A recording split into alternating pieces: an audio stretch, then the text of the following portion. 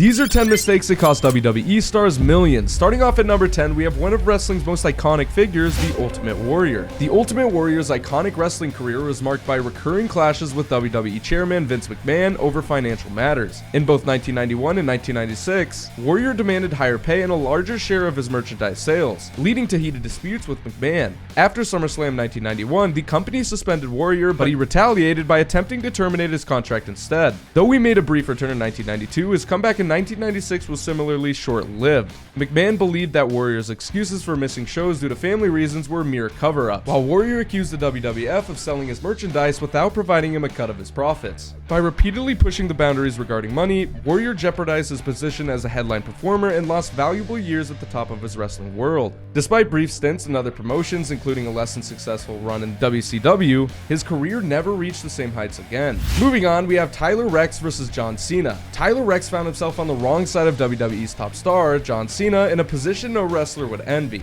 Rex, a low-tier talent, was preparing to make his main roster debut in 2009, while Cena was already an established top-tier name. The trouble began when Cena took offense to Rex's finishing move, which bore similarities to Cena's attitude adjustment. Cena warned Rex to change the move, and although the issue seemed resolved, Rex used the move again, further angering Cena. While this incident alone didn't lead to Rex's release from WWE in 2012, it certainly didn't endear him to Cena, one of the most influential figures in the company. Wrestling in the WWE is as much about backstage relationships as in-ring talent, and Rex's confrontation with Cena might have played a significant role in his struggle to secure a solid spot on the roster. Moving on, we have Paul London. In 2007, WWE staged one of its most controversial storylines on Monday Night Raw, involving the staged demise of Vince McMahon. As the chairman walked through a hallway filled with talent, he entered a limousine that promptly exploded. The promotion wanted the segment to be taken seriously, but one wrestler, Paul London, made an ill-advised decision that cost him dearly. In the background of the explosive scene, London was seen smiling in a seemingly clownish manner as McMahon passed by.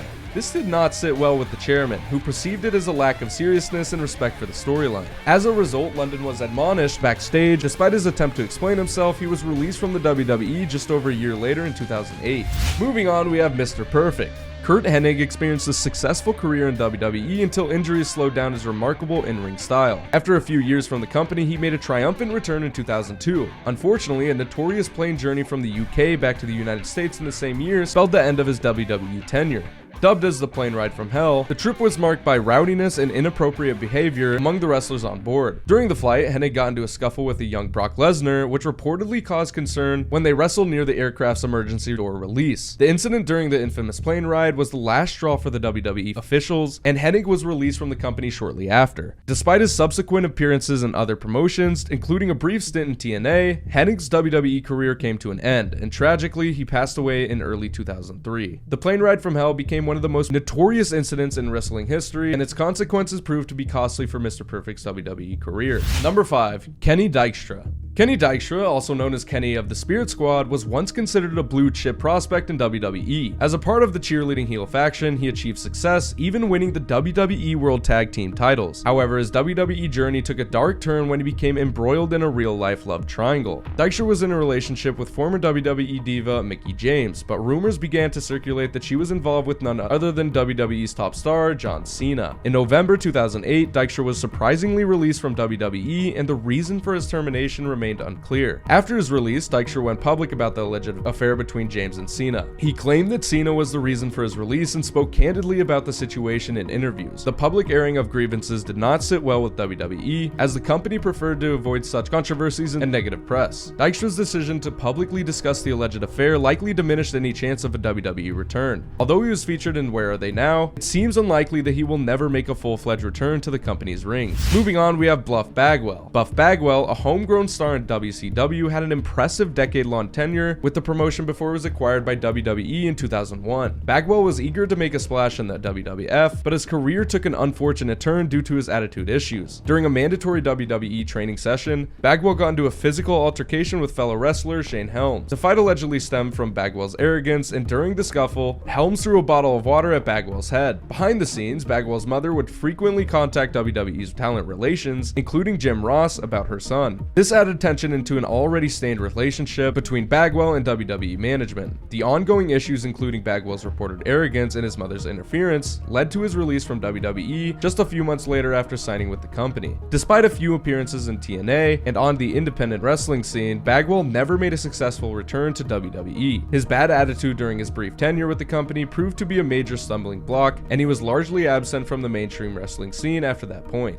Number 7. Yokozuna. Yokozuna burst onto the WWF scene in 1992, captivating audiences with his gargantuan presence and his surprising agility for a man of his size. Quickly ascending to the top, he became the WWF Heavyweight Champion at WrestleMania 9. However, it was his weight that eventually led to his downfall. By 1996, Yokozuna's weight had ballooned to well over 600 pounds, significantly impacting his in-ring abilities. Despite WWE's attempts to persuade him to shed some pounds, including sending him to a fat farm for help, Yokozuna struggled to make progress. As his physical limitations became more apparent, his time at the top of the card was increasingly limited, and Yokozuna's weight gain didn't stop after the WWE released him, because tragically by the year 2000 he reportedly weighed somewhere between 700 to 750 pounds. His deteriorating health led to his untimely passing that same year, further highlighting the serious consequences of neglecting one's physical condition in the wrestling business. Moving on, we have Mystico. In 2011, WWE signed Mexican sensation Mystico with much fanfare, rebranding him as Cara. The company saw him as a potential successor to Rey Mysterio, especially given Mysterio's ongoing knee problems.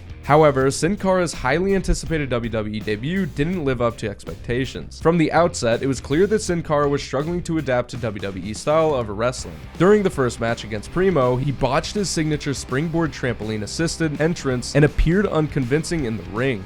WWE's announcers tried to downplay the issues, but the stark contrast to Sin Cara's smooth performances in Mexico was evident. Adding to his troubles, Sin Cara reportedly waved off a match against Alberto Del Rio on Monday Night Raw, citing a minor finger injury.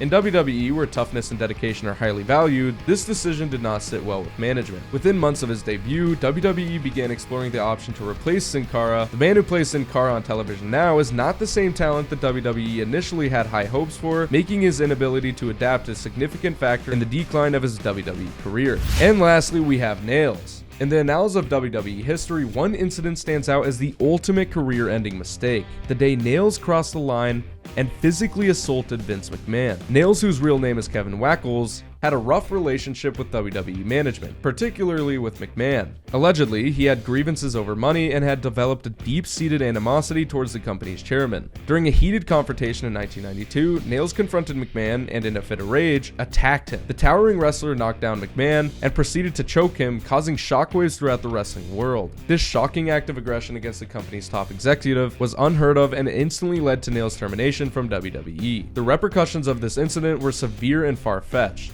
Not only was Nails immediately fired from the WWE, but he was also called upon to testify against McMahon during a high-profile court case related to steroid distribution. His open disdain for McMahon and the physical assault during the testimony solidified the end of any possibility of a WWE return.